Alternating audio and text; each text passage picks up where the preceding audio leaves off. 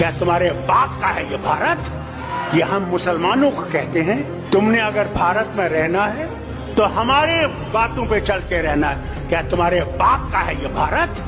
अरे मोदी जी, कभी तो सच बोलिए। सच तो बोलो, कभी तो सच बोलो। क्या डर नहीं है मरने का? वहाँ तुम्हें अमित शाह नहीं बचाएगा, वहाँ तुम्हारे ये झूठ बोलने वाले मिनिस्टर नहीं बचाएंगे। वहाँ भगवान होगे और तुम होगे।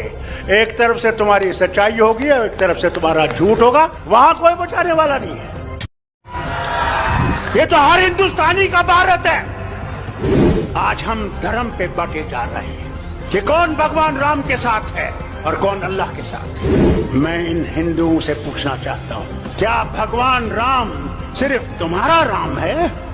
तुम्हारी पुस्तकों में लिखा है कि भगवान राम विश्व के भगवान हैं।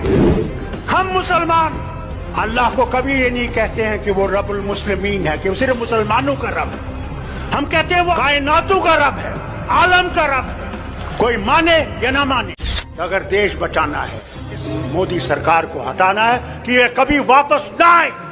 अगर ये वापस आएंगे तो अल्लाह ही जाने इस मुल्क का क्या होगा, वो खुदा ही जानता है। आज वो जलियांवाला बाग की बात कर रहे थे। वहां जब डायर ने गोली चलाई, उसने ये नहीं देखा ये मुसलमान है, सिख है या हिंदू है। उसने गोली चलाई कि ये हिंदुस्तानी है और मैंने इस हिंदुस्तानी को मारना है। उस खून को याद कीजिए जो वहां उस जमीन पे पड़ा हुआ है। वो हिंदुस्तानी का खून था, उस वक्त धर्म नहीं था। आज हम धर्म पे बटे जा रहे हैं। महात्मा गांधी ने एक आंदोलन शुरू किया। उनकी लड़ाई ये नहीं थी चलो एक दिन प्रधानमंत्री बनेगा हिंदुस्तान का, इसलिए किया कि भारत से अंग्रेजों को निकालना है। हमें अपने झगड़े भूल जाने हैं। अगर हम अपने झगड़े नहीं भूलेंगे तो फिर कभी भी हम इनको नहीं निकाल नहीं सकते। जब इलेक्शन आए और मरने का समय भी होगा, उससे कहना भगवान से मुझे सिर्फ इतनी मोहलत दे कि मैं अपना बटन दबा सकूं, उसके बाद मैं तैयार हूं, जहां ले जाओगे मैं तैयार हूं जाने के लिए। और मरने से पहले मैं जरूर वो देश देखूंगा जिसे मैं कहूंगा गांधी तेरा देश बन गया, शेख अब्दुल्ला तेरा देश बन गया, नेहरू तेरा देश बन गया, आजाद तेरा देश बन गया। और जिन्होंने कुर्बानियां दी हैं उनसे भी जाके कहूंगा तुम इस देश के लिए सो गए, मगर आज वो देश तुम्हारी मेहरबानी से जिंदा है। अरे जो हम पे वार किए गए नेशनल कॉन्फ्रेंस पे, जो हमारी खुद मुख्तारी लूटी गई, पहले उनको निकालो जो इस देश को गुलाम बनाना चाहते हैं। जिस रेल को कश्मीर पहुंचना था, कटरा से बानिहाल तक, वो कहते हैं, पहले कहते थे 2007 में पहुंचेगी, फिर कहने लगे 2010 में, फिर 15, अब कहते हैं 2025। मेरे ख्याल से तब तक मैं पहुंच जाऊंगा अल्लाह के पास, वो रेल छुक छुक करके भी नहीं पहुंचेगी। आज हम पे तलवार लगी हुई है, खड़ी है, हर जगह झूठ बोला जाता है। अरे मेरी रियासत का हाल देखो, जहां कहते हैं हमारा संकल्प है कि हर जगह बिजली हो। मैं इनसे पूछता हूं, आपका संकल्प तो बड़ा अच्छा है, आइए देखिए मेरी रियासत में श्रीनगर में बिजली है या नहीं। गांव की तो बात ही नहीं कि देश को बचाना है और देश को उनसे बचाना है जो कि देश को तोड़ रहे हैं। ये आसान नहीं है। अगर हम ये समझते हैं कि इनको हम आसानी से हटा सकते हैं तो सच्चाई ये है इनको हम आसानी से हटा नहीं सकते जब तक हमारे दिल साफ नहीं होंगे। अगर मैं ये समझूं कि सिर्फ मैं ही मैं हूं और दूसरा कुछ भी नहीं है तो ये कभी भी नहीं जाएंगे। अमित शाह साहब ने सही कहा, 50 साल ये रहेंगे। अगर हम लोग जो यहाँ स्टेज पे बैठे हुए हैं और इनके नेता जो हैं, जब तक वो ये नहीं सोचेंगे अगर देश को बचाना है तो हमें अपनी जमात को भी कहीं ना कहीं कुर्बान करना है।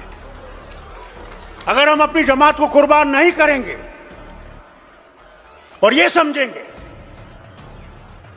कि हम इनको हटा सकते हैं, तो मैं इनसे कहना चाहता हूं तुम गलतफहमी में हो। इस गलतफहमी को दूर करो। वो जमाना गया जब एक ही झंडा एक कोने से दूसरे कोने से लटकता था, वो जमाना गया। मैंने कहा पहले उनको निकालो जो इस देश को गुलाम बनाना चाहते हैं, जो हिंदू को अलग खड़ा करना चाहते हैं, मुसलमान को अलग खड़ा करना चाहते हैं, सिख को अलग खड़ा करना चाहते हैं। उस वक्त धर्म नहीं था। आज हम धर्म पे बटे जा रहे हैं कि कौन भगवान राम के साथ है और कौन अल्लाह के साथ है। मैं इन हिंदुओं से पूछना चाहता हूं, पहला कदम हमने उठाना है कि अगर हमने देश को बचाना है, पहले अपने आप को कुर्बान करना है। इस देश के लिए हमने कुर्बान करना है, कुर्सी के लिए कुर्बान नहीं करना। कुर्सी देश देगा और देश ही कुर्सी देने वाला है और देश ही कुर्सी से हटाने वाला है।